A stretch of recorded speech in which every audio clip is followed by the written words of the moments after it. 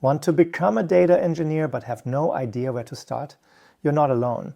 There are hundreds of tools, dozens of certifications, and everyone online seems to have a different opinion on the right path. So, let me cut through all of that noise for you. Hi, I'm Christoph from IT Career Guide. After 27 years in IT and working for or leading teams across Wall Street, pharmaceutical and cloud companies, here's what I can tell you about becoming a data engineer in 2026. Data engineering is one of the hottest career paths in IT right now. Salaries are averaging $130,000 to $135,000. Senior engineers are pulling $170,000 or more. And at companies like Google and Meta, total compensation can push past $300,000. And the demand is only going up because every company is drowning in data, but most of them don't have the people who can actually build the systems to make that data usable. But here's where most people get stuck. They Google how to become a data engineer, and they get hit with a wall of tools and technologies. Spark, Kafka, Airflow, dbt, Snowflake, Redshift, BigQuery, Delta Lake, Iceberg, the list never ends. And they freeze. They don't know what to learn first, what actually matters, and what's just noise. That's what this video is for. I'm going to give you a step-by-step roadmap with 6 clear stages in the right order, so you know exactly what to focus on and what to skip. Whether you're starting from scratch, transitioning from another IT role, or coming from a completely different career, this path will work for you. If you haven't watched my Day in the Life of a Data Engineer video, I'd recommend checking that out first. I'll link it in the description. It'll give you a clear picture of what the job actually looks like day to day. Step 1. Master the foundations. Python and SQL. These are the 2 non-negotiable languages in data engineering. Every single job posting will list them. Every interview will test them. There are no shortcuts here. Start with SQL. This is how you talk to databases, and you will use it every single day as a data engineer. Learn how to write queries, select, joins, aggregations, subqueries, window functions. Don't just learn the syntax. Learn how to think about data in sets. That mindset shift is what separates someone who can write queries from someone who can build efficient data pipelines. Then move to Python. You don't need to become a software engineer.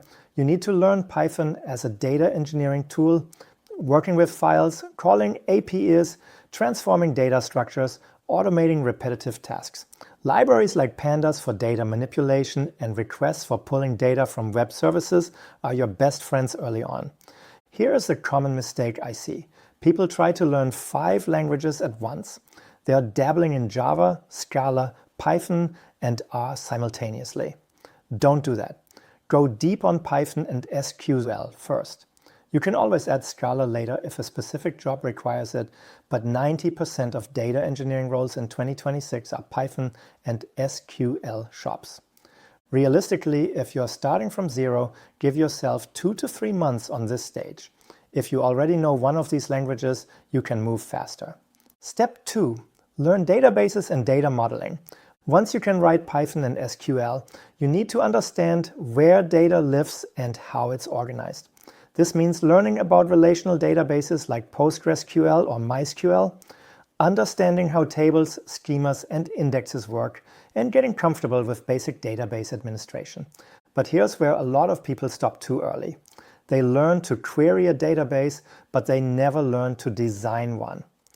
Data modeling is a critical skill that most beginners skip entirely.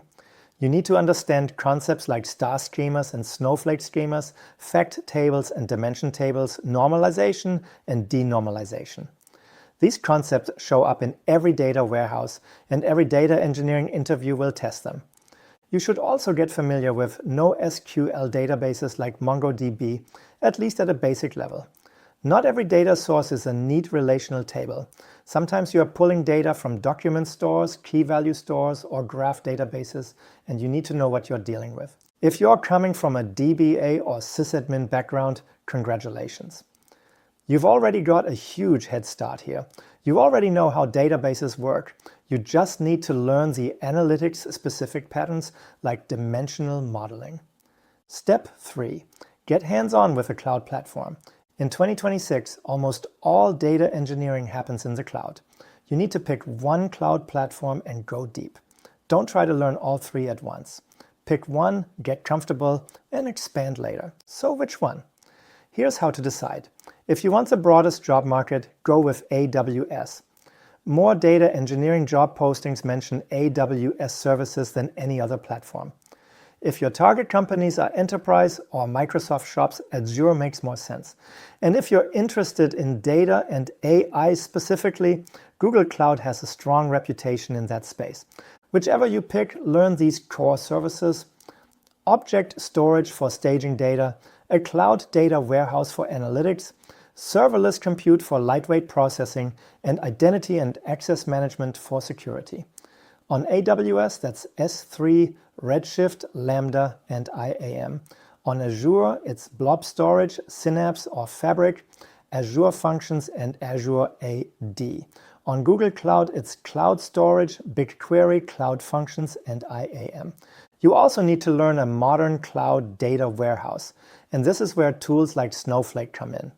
Snowflake runs on all three cloud platforms and has become the default warehouse for a huge number of companies. Learning Snowflake alongside your primary cloud platform is a smart move. I'll be real with you. I wasn't always in IT. Before my IT career, I was a bank clerk doing commercial loans. In 1998, I picked up a book, taught myself IT, and sent out over 250 applications before landing my first help desk job. The cloud didn't exist back then, but the principle is exactly the same. You have to get your hands dirty and actually build things. Reading documentation is not the same as deploying a pipeline. Spin up free tier accounts on AWS or Google Cloud and start building real projects. That's how you learn. By the way, if you liked this video so far, please consider subscribing to my channel and liking this video, as it will help me with the rankings in YouTube. Thank you. Step 4. Build and automate data pipelines. This is the core of what a data engineer does. Moving data from point A to point B, transforming it along the way, and making it reliable enough that people can trust it for business decisions. You need to understand the difference between ETL and ELT. ETL means extract, transform, load. You transform the data before putting it in the warehouse. ELT means extract, load, transform. You load the raw data first and transform it inside the warehouse. In 2026, ELT is the dominant pattern because cloud warehouses like Snowflake and BigQuery are powerful enough to handle transformations at scale. Learn Apache Airflow for orchestration. Airflow is the most widely used tool for scheduling and managing data pipelines. It lets you define workflows as code, set dependencies between tasks, handle retries, and monitor everything from a central dashboard. Then learn dbt Data Build Tool. dbt has become one of the most important tools in the modern data stack. It lets you write transformations in SQL, test your data automatically, and document your models. If you show up to an interview knowing Airflow and dbt, you will stand out from the vast majority of candidates. Build at least one end-to-end pipeline as a portfolio project. Pull data from a public API, stage it in cloud storage, load it into a warehouse, transform it with dbt, and orchestrate the whole thing with Airflow. That single project demonstrates more to a hiring manager than any certification on its own.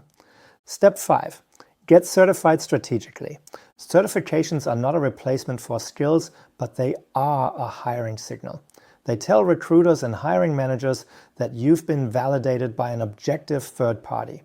Here's how to pick the right one.